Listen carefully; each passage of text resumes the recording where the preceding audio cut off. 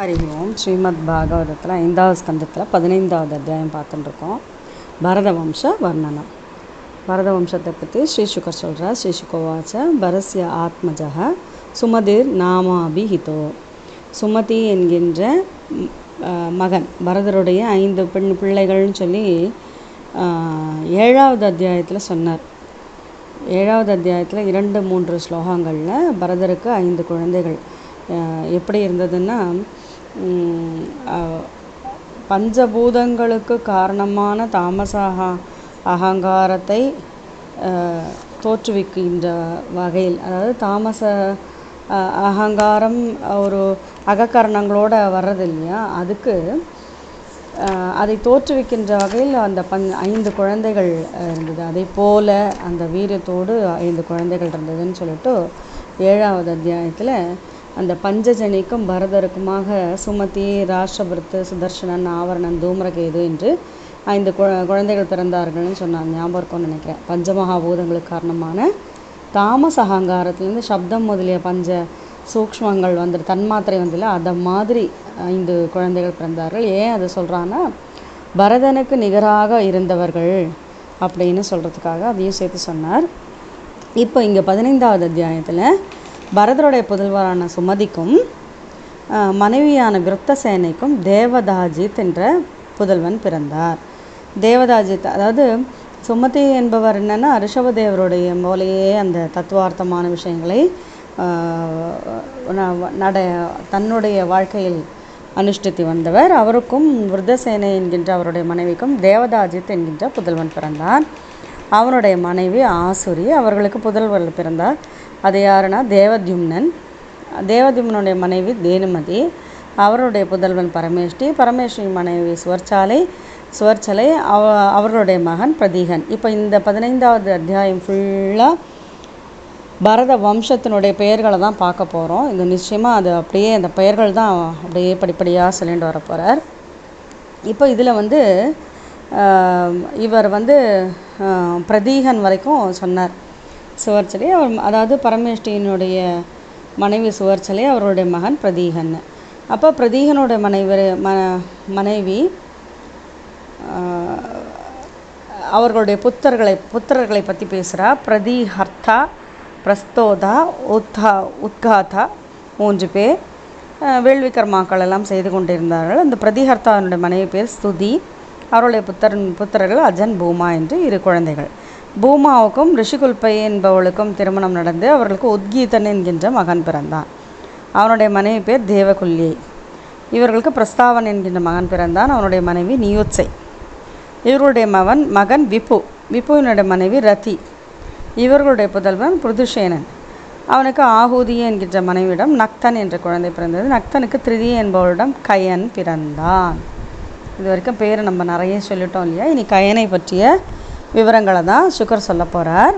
அவர் சொல்கிறார், கயன் எப்படிப்பட்டவன் தெரியுமா, ரொம்பவும் சிரேஷ்டமானவன் அப்படின்னு சொல்லிட்டு கயனை பற்றி சொல்லி கொண்டிருக்கேன். இன்னும் பூலோகத்தை காப்பதற்கான அழகாக பகவானுடைய அம்சமாகவே பிறந்தவன் இந்த கயன். மகாபுருஷர்கள் ஒருவராக கருதப்பட்டான். ஏன் அப்படின்னா, சவை ஸ்வதர்மேன பிரஜாபாலன போஷண பிரீத்தியோடு, அதாவது மகிழ்ந்து அன்போடு பாலனம் செய்து கொண்டு வந்திருந்தான் அப்படிங்கிறார். வேள்வி கர்மாக்களை செய்து கொண்டு வந்தான். எதை செய்தாலும் பகவானுடைய அர்ப்பணமாக, சர்வாத்மான் அர்ப்பித பரமார்த்த லக்ஷணேன, பகவானுக்கு அர்ப்பணமாக அவன் செய்து கொண்டு வந்திருந்தான். அதனால் அவனுக்கு பக்தி யோகம் எளிதில் கிடைத்தது. அனுசியூதம் பகவானே சிந்தனை பண்ணிட்டுறதுனால அந்த மனம் தூய்மையானது அப்படின்னு சொல்லி பிரம்மஸ்வரூபத்தை தன்னுடைய ஆன்மாவிலேயே அனுபவிக்க ஆரம்பித்தாராம். யார்? கயன் என்கின்ற ராஜா. அப்போ அவர் தான் பரிபாலனம் பண்ணின்னு இருக்கார். அப்போது ராஜரிஷியான கயனை பற்றி எப்படி சொல்கிறான்னா, கயம் நிருபக கஹ பிரதியாதி கர்மபிஹி யஜ்வாபிமானி பகுவித் தர்மகோப்தா சமாகத ஸ்ரீஹி சத சஸ்பதிஹி சதாம் சத்சேவகோ அந்யோ பகவத் கலாமிருத்தே. இவரை மாதிரி விஷயங்கள்லாம் யாருமே, எந்த நிருப்பணம் எந்த ராஜாவும் செஞ்சதில்லை. சாக்ஷாத் பகவானுடைய அம்சமாக இருக்கின்றார். இவருடைய வேள்விகள் செய்து அவரையே நல்ல சம்வயனம் செய்து கொண்டு மனதை அடக்கி கொண்டு அறநறிகளை செய்து செல்வங்கள் சமாகத ஸ்ரீ செல்வத்தோடு எல்லோருக்கும் நாயகனாக விளங்கி கொண்டிருந்தார். இவரை மாதிரி யாரால் இருக்க முடியும் அப்படின்னு ரிஷிகள் எல்லாம் சொல்கிறா அப்படின்னு சொல்லி ஒரு ரெஃபரன்ஸ் கொடுக்குறார் சுகர். அது மட்டும் இல்லை, அப்போது இங்கே சொல்கிறச்சே என்ன சொல்லிகிட்டு இருக்காருன்னா தக்ஷனுடைய பெண்களை பற்றி சொல்கிறார். தக்ஷனுடைய பெண்கள்னால் ஸ்ரத்தை, மைத்ரி, தயை. முன்னாடியே நான் சொல்லியிருக்கேன், அவ பேரே அவர்களுடைய குணங்களை கேட்டார் போல். அவர்கள் தக்ஷனுடைய பெண்கள். கங்கா முதலிய புண்ணிய தீர்த்தங்களுடைய தீர்த்தத்தை ரொம்பவும் சந்தோஷத்தோடு இந்த கயனுக்கு அபிஷேகம் செய்தார்கள். இவருடைய சிறப்பை, அதாவது கயனுடைய நல்ல சிறப்பினால் என்னெல்லாம் வேண்டுமோ அந்த நல்ல விஷயங்கள் நல்லா சமிருத்தியாக இருந்தது எல்லா விதத்திலும் அப்படின்னுட்டு. இருந்தாலும் அவருக்கு பெரிய ஆசையெல்லாம் ஒன்றும் இல்லை, எல்லா கர்மாக்களையும் ஒழுங்காக செய்து கொண்டு வந்திருந்தார்கள். அதனால் அவன் ஆட்சி முறையும் நன்றாக செய்து கொண்டு வந்திருந்தான் அப்படின்னும் சொல்லி அடுத்து வர 4 ஸ்லோகங்களையும் அதை பற்றி தான் சொல்கிறார். அப்படி இவருடைய வேள்வி கர்மாக்கள் எல்லாம் பகவானே, அதாவது பகவானை திருப்தி பண்ணுறதுக்காக இவர் வேள்வி கர்மா பண்ணும்போது பகவான் திருப்தி அடைந்தார். அதை எப்படி சப்ஸ்டான்ஷியேட் எப்படி சொல்கிறாருன்னா 13ஆவதுல எத் ப்ரீநாத் பர்ஹிஷிஹி தேவ திரியங் மனுஷ்ய வீரு திருணம் மா விரிஞ்சாத்து. அது பகவான் பிரீத்தியை அடைந்துட்டார். எப்படின்னா எல்லா ஜீவராசிகளும் திருப்தி அடையும் பொழுது தான் பகவான் திருப்தி அடைவார். அது யார்? தேவர்களாக இருக்கட்டும், திரியங்காக இருக்கட்டும், விலங்கினங்களாக இருக்கட்டும், மனுஷனாக இருக்கட்டும். திருணம் புல் பொடி கொடி செடி கொடிகள் பறவைகள் புல் பூண்டு எல்லாமே திருப்தி வருமோ அதை போல் எல்லாருடைய தன்னிறைவை பெற்றவர்களாக பகவான் அவருடைய வேள்வியில் திருப்தி அடைந்தாராம். இந்த மாதிரி யார் பண்ண முடியும்? அதான் சொல்கிற பிரியத்தையே சத்யா சஹ விஸ்வஜீவ பிரீத்தக ஸ்வயம் பிரீத்தி மகாத்மக எஸ்ய அப்படின்னு சொல்லி அந்த கயனுக்கு கயந்தி என்கின்ற பெண்ணை மணந்தார். குழந்தைகள் பிறந்தன. சித்திரரதன், சுகதி, அவரோதனன் என்று 3 புதல்வர்களும். சித்திரரதனுடைய மனைவி ஊர்ணைக்கும் சம்ராட் என்ற குழந்தை பிறந்தது. அதாவது இப்போ என்ன, கயனுடைய பேரனான சம்ராட்டை பற்றி சொன்னார். சம்ராட்டுக்கு உத்கலை கிட்ட மரீச்சிக்கு பிந்துமதியிடம் பிந்துமானும் தோன்றினர். அவனுக்கு சரகையிடம் மது என்கிற குழந்தை பிறந்தது. மதுவுக்கு சுமனுசு என்பவரிடம் வீரவிரதன் என்பவன் பிறந்தான். அவனுக்கு போஜையிடம் பிரமந்து பிரமந்து என்று 2 குழந்தைகள். மந்துவினுடைய மனைவி சத்தை, இவருடைய புதவர் பவுனர், அவருடைய மனைவி தூஷணியிடம் துவஷ்டா பிறந்தான். துவஷ்டாவினுடைய மனைவி விரோச்சனையிடம் விரஜன் என்ற குழந்தை பிறந்தது. விரஜனுக்கு விஷூச்சியிடம் சதஜித் என்று சதஜித் 100 சதம்னா 100 100 பிள்ளைகளும் ஒரு பெண்ணும் பிறந்தனர் அப்படின்னு சொல்லி விரஜனை பற்றிய ஒரு வாழ்த்தோடு முடியறது இந்த 5வது ஸ்கந்தத்தில் 15வது அத்தியாயம். தத்ராயம் ஸ்லோக, அந்த ஸ்லோகத்தை சொல்கிறார். பிரியவிரதம் வம்சமிமம் விரஜ சரமோத்பவ அகரோத்தியலயம் கீர்த்தியா விஷ்ணு சுரகணம் யதா. பிரியவிரதனுடைய வம்சம் இப்படியாக ரொம்ப அழகாக நன்கு வளர்ந்து வந்தது. அவருடைய கீர்த்தியினால் நல்ல அலங்காரமாக இருந்தது, பெருமைப்படுத்தினார்கள் அப்படின்னு சொல்லி 15வது அத்தியாயத்தை முடிக்கிறார். முற்றிற்று. ஸ்ரீஹரையே நம. ஸ்ரீஹரையே நம. ஸ்ரீஹரையே நம. ஓம். அத பஞ்சமஸ்கந்தே பஞ்சதசோऽध्यायः. श्रीशुकवाच भरतस्यात्मजः सुमधिर्नाम विहितो यमुहवाव केचित् पागण्डिनऋषभपदवीमनुवर्तमानं च अनार्या अवेदसमां नाथां देवतां स्वमनीषया पापीयस्या कलौ कल्पयिष्यन्ति तस्मात् वृत्तसेनायां देवदाजिन्नाम पुत्रो अभवत्. अतासुर्यां तत्तनयो देवद्युम्नः तदो धेनुमत्यां सुतः परमेष्टि तस्य सुवर्चलायां प्रदीहो उपजातः. य आत्मविद्यामाख्याय स्वयं संशुद्धो महापुरुषं मनुसस्मार प्रदीहात् सुवर्चलायां प्रतिहर्त्राधयः त्रय आसन्निज्य कोविताः सूनवः प्रतिहर्तुः सुत्याम्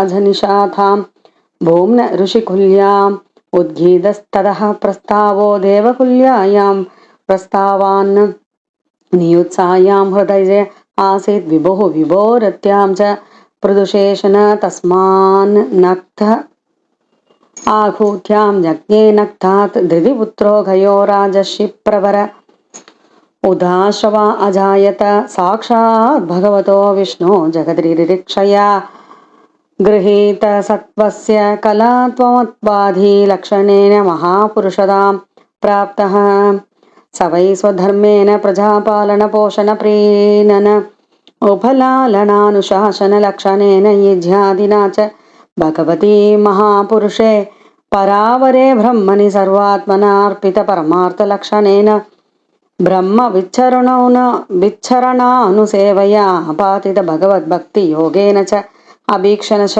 परिभाविधादिशुद्धमदि उपरधामनाध्यात्मनि स्वयम् उपलभ्यमान ब्रह्मात्म अनुभवो विनिरभिमान एवावनिम् अजुगपत् तस्येमां गादां पाण्डवेयपुराविदौ भगायन्ति गयं नृपः कः प्रदियादिकर्मभिः यज्वाभिमानी बहुविधर्मगोप्ता स्वमागधश्री सदसस्पतिः सदां सत्सेवकोऽन्यो भगवत्कलामृते यमप्यषिञ्चन् परया मुदा सति सत्याशिषो दक्षकन्या सरिद्भिः यस्य प्रजानां दुदुहे धराशिषो निराशिषो गुणवत्सस्नुतोथाः छन्दांस्य कामस्य च यस्य कामान् दुदूहुराजहृरधो बलिं नृपाः प्रत्यञ्जिता युधि धर्मेण विप्र यदाशिषां षष्ठमंशं परेत्य यस्यात्परे भगवानत्वरात्मा मघोनिमात्यतुरुसोमभीते श्रद्धा विशुद्धाचल भक्तियोग समर्पिते ज्याफलमाजहार यत्प्रीणनात्पर्हिषि देवतिर्यं मनुष्यवीरो दृढमाविरिञ्चात् प्रीयेत सत्यः सह विश्वजीवः प्रीतः स्वयं प्रीतिमखाद्गयस्य गयाद्गयन्त्यां चित्ररथः सुखतिरवरोधन इति त्रयः पुत्रा बभूव चित्ररथाधूर्णायां सम्राटजनिष्ठ तद उत्खलायां मरीचिः मरीचैर्बिन्दुमत्यां बिन्दुमानुतपत्यत तस्मात् सरघायां मधुर्नामा भवन्मदोः सुमनसि वीरव्रतस्ततो भोजायां मन्दुप्रमन्दु जज्ञाधे मन्दोः सत्यायां भवनस्तथो दूषणायां द्वष्टा जनिष्ठ दुष्टोर्विरोचनायां विरजो विरजस्य शतजित्प्रवरं पुत्रशतं कन्या च विशुच्यां किल जातं तत्रायं श्लोकः प्रियैव्रतं वंशमिमं विरजश्चरमोद्भवः अकरोध्ययलं कीर्त्या विष्णुः सुरघनं यता श्रीमद्भागवते महापुराणे पंचमस्कन्धे प्रियव्रतवंशानुकीर्तं नाम पंचदशोऽध्यायः श्रीहरये नमः श्रीहरये नमः श्रीहरये नमः. அடுத்து 16வது அத்தியாயம் பார்க்குறோம். புவன கோஷ வர்ணனை, இந்த புவனத்தனை பற்றி.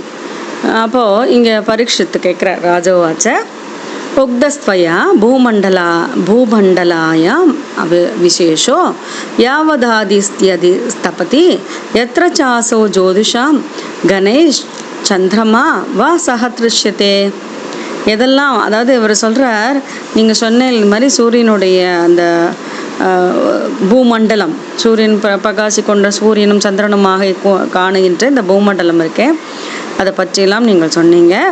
ஆனால் அது சொல்கிறச்சே உங்களுக்கு ஞாபகம் இருக்குன்னு நினைக்கிறேன். பிரியவர்தனை பற்றி சொல்லும்போது என்ன சொன்னார், தேர் சக்கரங்கள் போகும்போது 7 பள்ளங்கள் மூலமாக 7 சமுத்திரங்கள் ஏற்பட்டதுன்னு இல்லையா, 7 தீவுகள். அப்போது அதனுடைய நீள அகலம் அதெல்லாம் பற்றி நீங்கள் சொல்லுங்க அப்படின்னு சொல்லி ராஜர் கேட்குறார். பகவதோ குணமய ஸ்தூல ரூப ஆவேஷிதம்னுட்டு அதனுடைய டீட்டெயில்ஸ், சூல ஆவேஷிதம், சூல வடிவமாக, பகவானோட சூல வடிவம் தானே, கண்ணுக்கு தெரிகிற மாதிரி பார்க்கறது இல்லையா. அப்போ அவர் எங்கும் வியாபித்திருக்கின்ற விபுவாக இருக்கின்றவர், சாத்வீக குணம் உள்ளவர். அப்போது அவர் இந்த மாதிரி சூல வடிவை பற்றி எடுத்துக்கொண்டு இந்த பூமண்டலம் இருந்ததுங்கிறத விவரமாக சொல்கிறதுக்காக பரீட்சித் ராஜா கேட்குறார். அப்போ ருஷிருவாச்ச சுகமுனிவர் சொல்கிறார், நவை மகாராஜா பகவதோ மாயாகுண விபூதேஹே. மாயாகுண விபூதி என்ன? இந்த மனிதர்கள்லாம் வந்து இவர் படைக்கிறார். பகவானுடைய மாயா குணத்தினால் யாருமே, அதாவது பகவானுடைய அந்த முழுமைத்தன்மையை யாராலுமே தெரிந்து கொள்ள முடியாது. இந்த பூமண்டலத்தை பற்றி வேண்டுமானால் சிறிதெல்லாம் சொல்லலாம். அது எப்படி இருக்குது, என்ன வடிவத்தில் இருக்குது, லட்சணங்கள் எல்லாம் சொல்லலாம். இது பூமண்டலம் ஒரு தாமரை மலர் மாதிரி. அதில் இதழ்கள் இருக்குது. அது 7 தீவு, சரியா? அதில் நம்ம இப்போ இருக்கிறது நாவலந்தீவு, ஜம்பூத்வீபம். இதனுடைய பரப்பளவு வந்து 1,00,000 யோஜனைகள். இதில் நீங்கள் பார்த்துருக்கலாம், அது சொல்கிறச்சே நியூ அயுத யோஜனைன்னு சிலர் பேசும்போது கூட யோஜனை பண்ணுவேன். யோஜனைன்னா இட்ஸ் பரப்பளவில் சொல்கிற மெஷர்மெண்ட்டு தான் யோஜனை இல்லையா? அதாவது மைல் கணக்குன்னு சொல்லுவோம் இல்லையா? யோஜனை தூரம், 1000 யோஜனை தூரம்னு சொல்லுவோம் இல்லையா? கிலோமீட்டர்னால் 3.5 கிலோமீட்டர் நம்ம வரும்னு சொல்கிறான். அப்போது இந்த 9,000 யோஜனை பரப்பு இருக்கிற 9 வருஷங்கள் இருக்குது. இமயமலையிலேருந்து 8 மலைகள் இதுக்குள்ளே இதில் எல்லையாக பிரிக்கப்பட்டிருக்கு அப்படின்னு சொல்லி அதில் சென்டர் பாயிண்ட் இது உங்களுக்கு ஞாபகம் இருக்கும்னு நினைக்கிறேன். நாராயணியத்தில் 21வது தசகத்தில் நவவர்ஷாணி சப்தத்வீபாத்தையாக படித்தோம் இல்லையா? அதில் என்ன சொன்னார்? ஆரம்பிக்கச்சே இலாவிரதம் சென்டர் பாயிண்ட்லேருந்து எடுத்து தான் எல்லாத்தையும் சொல்லிகிட்டு இருந்தார். அப்போ அந்த இலாவிரதத்தை பற்றி ஆரம்பிக்கிறார். அதாவது இதுக்கு நடுவில் இலாவிரதம் இருக்குது. அது வந்து 10வது வருஷம்னா கண்ட்ரி, நாடு. அப்போ இதனுடைய மத்தியில் வந்து தான் எல்லாத்தையும் எடுத்து நம்ம ஒன்று ஒன்றா பார்க்க போகிறோம். 1,00,000 யோஜனை உயரம் இருக்குது அப்படின்னு சொல்லி பூமண்டலமாக அந்த தாமரையினுடைய கர்ணிகியா சென்டர் பாயிண்ட்டாக அது இருக்குது. 32,000 யோஜனை அகலம், அடிபாகம் 16,000 யோஜனை அகலமாகவும் பூமிக்குள்ளே பதிந்திருப்பதாக மேருமலை இருக்கின்றது. அதே 16,000 யோஜனை மேருமலை உள்ளே இருக்குது. இலாவிரத வருஷத்துக்கு வடக்கு பக்கத்தில் 3 மலைகள் இருக்குது. அது என்னென்னா ரம்யகம், ஹிரண்மயம், குரு என்கின்ற வருஷத்தினுடைய எல்லைகளாக இருக்குது. இதெல்லாம் வந்து அந்தந்த ஊர், அந்த கண்ட்ரி வருஷத்தினுடைய பெயர் ரம்யகம், ஹிரண்மயம், குருன்னு. இதையும் நம்ம வந்து பிரியவரதனுடைய அந்த ஃபஸ்ட்டு நம்ம அந்த 5வது ஸ்கந்தத்தில் ஆரம்பிக்கும் போதே பார்த்தோம். அதாவது எப்படியெல்லாம் இருந்தது, கடலாக இருந்தது, உப்பு கடல் பரவி இருக்குது, 2,000 யோஜனைகள் நீளத்தில் இருக்குது அப்படின்னு சொல்லி சொல்கிறார். அடுத்து இலாவிரத வருஷத்தினுடைய தென்புறம் ஏவம் தட்சிணத்தில் என்ன இருக்குது அப்படிங்கிறச்சு இலாவிரத வருஷம் தென்புறமாக 3 மலை இருக்குது. அந்த 3 மலையை தான் அவர் சொல்கிறார் நிஷதம், ஹேமகூடம், இமாலயம் என்று 3 மலைகள். அப்போது அதனுடைய ஹரிவர்ஷம், கிம்புருஷம், பாரத வருஷம்னு அந்த 3 வருஷங்களை பிரிச்சுட்டுருக்கு, எல்லையாக பிரிக்கிறாரு. இலாவிரத வருஷத்தினுடைய கிழக்கில் மேற்கிலும் வடக்கிலுமா நீல பர்வதம், தெற்கே நிஷத பர்வதம், கந்தமாதன பர்வதம்னு, மால்யவான் பர்வதம்னு பெருசாக 2,000 யோஜனை அகலத்தில் இருக்குது. இங்கே பத்ராஸ்வம், கேதுமாலம் இருக்குது. அடுத்து மந்தரம், மேரு மந்தரம், சுபார்ஷுவம், குமுதம்னு 4 மலைகளும் இருக்குது. 10,000 யோஜனை உயரம் அகலத்தோடு இருக்குது அப்படிங்கிறார். இந்த 4 மலையினுடைய உச்சியிலையும் மாமரம், நாவல் மரம், கடம்ப மரம், ஆலமரம்னு 4 மரங்களும் கொடி மாதிரி இருக்குது. அதாவது கொடிகள், பதாகை சொல்லுவால, இண்டிகேட்டர், அதை மாதிரி இருக்குது அப்படிங்கிறார். அடுத்து இதனுடைய வருமன் வந்து 100 யோஜனை, ஒரு கிளை இது பருமன். அந்த கிளையினுடைய சர்க்கம்ஃபரன்ஸே 100 யோஜனைனா எவ்வளோ பெருசாக இருக்கும்? அதான் அது ஒரு கொடி, அது பதாகை மாதிரி இருக்குது, ஃப்ளாக் மாதிரி இருக்குதுன்னு சொல்கிறார்.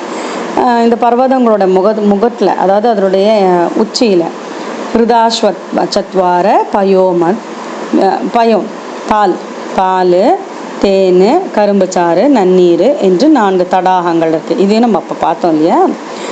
அது வந்து அவர்கள் அந்தந்த பானங்களை பருகுவர்களுடைய சமானமாக இது இருக்கின்றது. அங்கே இருப்பவர்கள் யக்ஷர்களும் கிண்ணறர்களுமாக உபதேவர்களும் இருக்கின்றார்கள். அப்புறம் இந்த மடுக்கு நடுவில் நந்தனம், சைத்ராதம், வைப்ரஜாகம், சர்வதோபத்ரம்னு 4 இருக்குது. அதாவது வனங்கள். இதெல்லாம் அதை பற்றி சொல்கின்றார். இது கிட்டத்தட்ட நம்ம ஸ்கூலில் ஜியோகிரஃபி படிக்கிற மாதிரி. அப்புறம் இந்த பிரதான தேவர்கள் அவருடைய மனைவியோடு அங்கே வந்து அவர்கள் வசித்து கொண்டிருப்பதும் அவர்களுடைய பெருமையும் சொல்லி மந்திராச்சலத்தினுடைய மத்தியில் மாமரத்தின் உயரம் 1100 யோஜனை. பழங்கள்லாம் மலை முகடு மாதிரி பெருசாக இருக்கும். மலையினுடைய டிப்பு அது மாதிரி பெருசாக இருக்குமா மாமரத்தினுடைய பழம், மாம்பழம். அதுவே தாமா அப்படியே கீழே விழுமா பழுத்து. அது கீழே விழுற அந்த பழம்லேருந்து அழகான நறுமணமும் வாசனையும் சாரும் அப்படியே வருமா. அதுதான் அருணோதான்ற நதியாக மந்திரமலையின் சிகரத்திலேருந்து கீழே விழுந்து இளாவரத வருஷத்தின் கிழக்கு பகுதியை ரொம்ப செழிப்பாக வச்சுட்டுருக்கு அப்படிங்கிறார். அடுத்து பார்வதி தேவியினுடைய பணிப்பெண்களாக புண்ணிய ஜனம்ங்கிற யக்ஷ பெண்கள்லாம் இந்த நதியில் தான் நீராடுகின்றார்கள். அப்படியே ரொம்ப வாசனை வீசுகின்ற காற்று வீசி கொண்டு இருக்கின்றது அப்படின்னு சொல்லி அது சொல்கிறார். மேருமந்திர மலையினுடைய உச்சியில் நாவல் மரம், அதுலேயும் நல்ல நாவல் பழங்கள் இருக்குது. அங்கிருந்து வருகின்ற பழச்சாறு ஜம்பு அப்படிங்கிற நதியாக பெருக்கெடுத்து ஓடுறது. 10,000 யோஜனை உயரமுள்ள மேருமந்திர மலை சிகரத்துலேருந்து கீழ் நோக்கி பாயறது. இளாவரத வருஷத்தினுடைய தென்பக்கத்தை இது ரொம்ப செழுமையாக வச்சுட்டுருக்குங்கிறார். அப்புறம் இந்த நதியினுடைய 2 கரையிலையும் மண், இந்த நதி நீரால் நனைக்கப்படுறதும் சூரியன் மற்றும் காற்றினால் உலர்த்தப்பட்டு ஜாம்பூனதம்ங்கிற தங்கமாக மாறுகிறது. இந்த தங்கத்தை தான் எல்லாரும் யார், தேவர்கள் கந்தவர்கள்லாம் அவாவா மனைவிகளுக்கு எல்லா விதமான நகைகளை பண்ணி போடுறாளாம். கிரீடம், வளையல், உட்டியானம், அரைஞானம். கொஞ்சம் யோசிச்சு பாருங்கள் எப்படி இருக்கும் இல்லையா.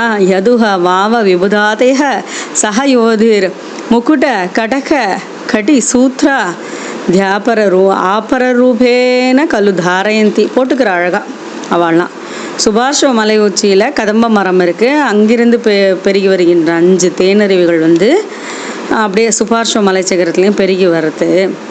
அதுவும் ரொம்ப நறுமணத்தோடு இருக்கின்றது அப்படின்னு சொல்லி அதை பற்றி சொல்கிறார். அடுத்து குமுதமலை, அதுக்கு மேலே சதவல்ஷாங்கிற ஆலமரம், அது அங்கே ஆலமரம் இருக்குது. அது மட்டும் இல்லை, அங்கே இது அதையோடைய அதாவது மேற்கு நோக்கி பாயறது ஆறுகள். இதில் விருப்பப்படி பால், தயிர், தேன், நெய், வெல்லம், அன்னம், ஆடை, படுக்கை, ஆசன பீடம்னு எல்லாத்தையும் கொடுக்கக்கூடிய அந்த நதங்கள் அப்படிங்கிற நதங்கள்னால் ஆறுகள் அப்படின்னு சொல்லி அதனுடைய சிறப்பை சொல்கிறார்.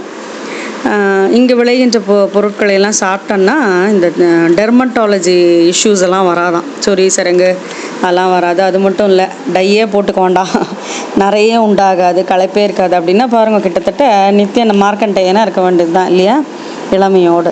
ஆனால் இது நீங்கள் பார்க்கறச்சே இப்போ கூட நம்ம அனுபவிக்கலாம். இது என்னென்னா, நல்ல மலை சிகரங்களிலிருந்து வருகின்ற அருவிகளை குளிச்சான்னா சொல்லுவோம் இல்லையா, ஈவன் பித்து பிடிச்சா கூட தெளியும்பா. மூலிகை மூலிகை நீர்னு இப்போ கூட நம்ம சொல்லிட்டு இருக்கோம் இல்லையா. இந்த மாதிரி அதனுடைய விசேஷங்கள்லாம் சொல்கிறா. குறை, குஷம்ப, வைகந்திரி, இப்படி அந்த 26வது ஸ்லோகத்தில் சொல்கிற மேருமலையினுடைய அடிப்புறத்தில் 4 பக்கம் குரங்கம், குர்ரம், குசும்பம், வைகம், திரிகூடம், சீச்சிரம், பதங்கம், ருச்சகம், நிஷதம், ஸ்ரீனிவாசம், கபிலம், சங்கம், வைடூரியம், ஜாருதி, விஹாங்கம் இப்படின்னு ஒரு 20 மலை சுற்றி இருக்குங்கிற. இந்த மேருமலையினோட கிழக்கு பாகத்தில் 2 மலை இருக்குது, ஜடரம், தேவக்கூட்டம்னு. அதாவது ஒரு வருஷம், ஒரு நாடு, அதற்கு ஒன்று மேடான மலைப்பகுதி, அந்த மலைப்பகுதியிலிருந்து நதிகள், சரியா. அந்த நாடை இன்னொரு நாடுலேருந்து பிரிக்கிற மாதிரி மலைகள். இதுதான் இந்த ஜியோகிராஃபிகளோட பேசிக் அந்த அழகான அவுட்லைன். அதை வச்சுட்டு தான் இந்த பெயர்களை சொல்லி இங்கெல்லாம் இதெல்லாம் இருக்குதுன்னு சொல்லி ரொம்ப அழகாக வர்ணனை பண்ணியிருக்கார். இந்த மேரு பர்வதத்தினுடைய நடுவில் பகவான் பிரம்மதேவருடைய தங்கமயமான நகரம் இருக்கான். 10,000 யோஜனை, அவ்வளோ பெருசாக. மேரோர் மூர்தனி பகவத ஆத்மயோனேர் மத்தியத அப்படின்னு சொல்லி தாமனு பரிதோ லோகபாலா நாம அஷ்டானாம் யதாதிஷம் யதாரூபம் துரியமானேன புராஷ்டவா பக்லுப்தா. இது எல்லா 8 திசைகளிலும் அந்தந்த திசைகளில் நகரங்கள் இருக்குது. இதனுடைய தலைவர்கள் திசைகள் எல்லாம் அதுக்கேற்ற மாதிரி கரெக்டாக அதை பிரித்து சொல்கிறார். இப்படியாக பிரம்மதேவருடைய நகரத்தினுடைய அளவில் 4ல் ஒரு பங்கான 2500 யோஜனை பெருசாக இருக்குது அப்படின்னு சொல்லி 16வது அத்தியாயத்தை பூர்த்தி பண்ணுறார். ஸ்ரீ ஹரே நமஹ. மத பஞ்சமஸ்கந்தே ஷோடசோऽध्यायः ராகவாத उक्तस्त्वयया भूमण्डल आयामविशेषो यावत् आदित्यस्तदिधिपति यत्र चासौ ज्योतिषां घनैश्चन्द्रमा वा सह दृश्यते तत्राभिप्रियवररटकचरणवरिगादैः शब्दभिः शब्दसिन्धव उपक्लृप्ता यतये तस्याः शब्दद्वीव विशेषविकल्पस्त्वया भगवन् खलु सूचित एतदेवाखिलमहन्मानतो लक्षणदश्च सर्वं विजिज्ञासामि भगवतो गुणमये स्थूलरूपावेशितं मनोह्यगुणेऽपि सूक्ष्मदाम् आत्मज्योतिषि परे ब्रह्मणि भगवति वासुदेवाख्ये स्माम् आवेशितुं तदु हैतत् गुरोर्हस्यनुवर्णयितुमिति ऋषिरोवाच न वै महाराज भगवतो माया गुणविबोधेः काष्ठा मनसा वचसा वादिगन्तुममलं विबुधायुषाभि पुरुषस्तस्मात् प्राधान्येनैव भूगोळविशेषं नामरूपानमलक्ष्मणतो लक्षणतो व्याख्यास्यामः यो वायं द्वीपः कुवलय कमल कोशाभ्यन्तर कोशानियुतयोजनविशालः समवर्धुलो यथा पुष्करपत्रम् यस्मिन्नववर्षाणि नवयोजनः सहस्रयामानि अष्टभिर्मर्यादा गिरिभिः सुविभक्तानि भवन्ति येषा मध्ये इलावृतं नामाप्यन्तरवर्षं यस्य नाप्यामवस्थितः सर्वतः सौवर्णः कुलगिरिराजो मेरुर्द्वीपायाम समुन्नाः कर्णिकाबोधः कुवलयकमलस्य मूर्धनिध्वाद्रीशम् अद्रिंशत् सहस्रयोजन विततो मूले 16,000 तावदन्तर् भूम्यां प्रविष्टः उत्तरोत्तरेण इलावृतं नीलः श्वेतः शृङ्खवानिति त्रयो रम्यः हिरण्मयकुरूणामवर्षाणां मर्यादा गिरयः प्रागायत उपयतः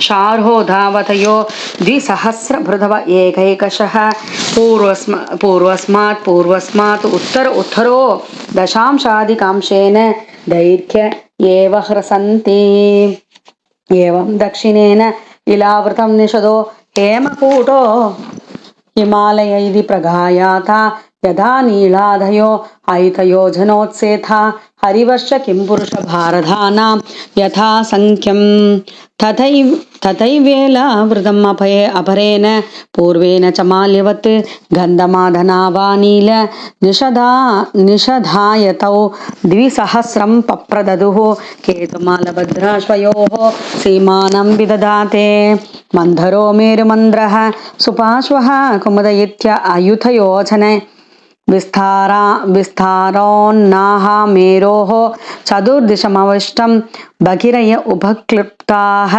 चतुर्वेदेषु चूदचम्बूकदम्ब न्यक्रोधा 4 पादपप्रवराः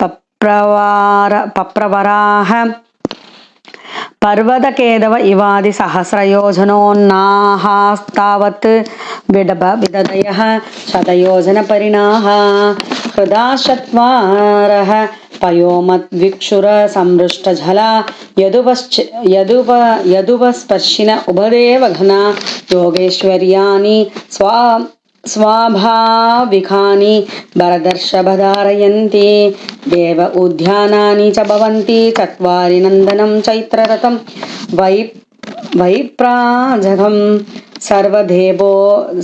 सर्वधोभत्रमिति येषु अमरपरिवृढाः सहसुरललना ललाम यूतपदय उपदेवगणैरुपगीयमान महिमानः किल विहरन्ति मन्धरोत्सङ्ग 11 शतयोजनो तुङ्ग देव चूदशिरसो गिरिशिखरस्थूलानि फलान्यमृथाकल्पानि पतन्ति तेषां विशीर्यमानानाम् अधिमधुरसुरभिसुगन्धि बहुलारुण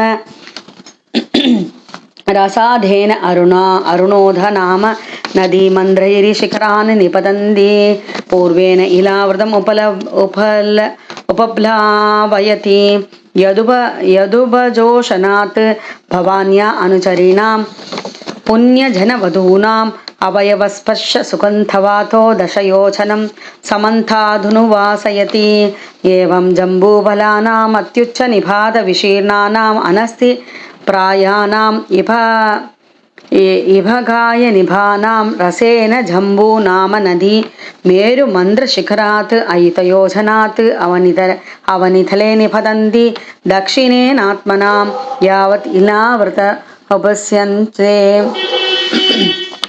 तावद् पयोरभिरोधसौर्या मृत्तिका तत्र सेनानुविद्यमाना वायुवर्ग संयोगविभागेन सधामरलोकाभरणं जाम्बूनदं नाम सुवर्णं भवति यदुहभावविबुधादयः सह युवतिभिर्मुकुटकटककटिसूत्राध्यापरणरूपेण खलु धारयन्ति यस्तु महाकदम्बः सुपार्श्वनिरूढो यास्तस्य कोठरेभ्यो विनिसृताः पञ्चायामपरिणाः पञ्चमधुदाराः सुपार्श्वशिखरात् पतन्त्योभरणात्मानम् इलावृतम् अनिमोदयन्ति या ह्युपयुञ्जानानां मुखनिर्वासितो वायुः समन्धाश्चतयोजनम् अनुवासयति एवं कुमुतनिरूढो यः शतवल्शो नाम वटस्थस्य स्कन्धेभ्यो नीचिनाः पयोधम् अधिकृत कुटान्नाद्यम्भरशय्यासनाभरणादयः सर्व एव कामधुकानतः कुमुदाग्रात् पतन्तस् उत्तरेण इलावृतम् उपयोजयन्ति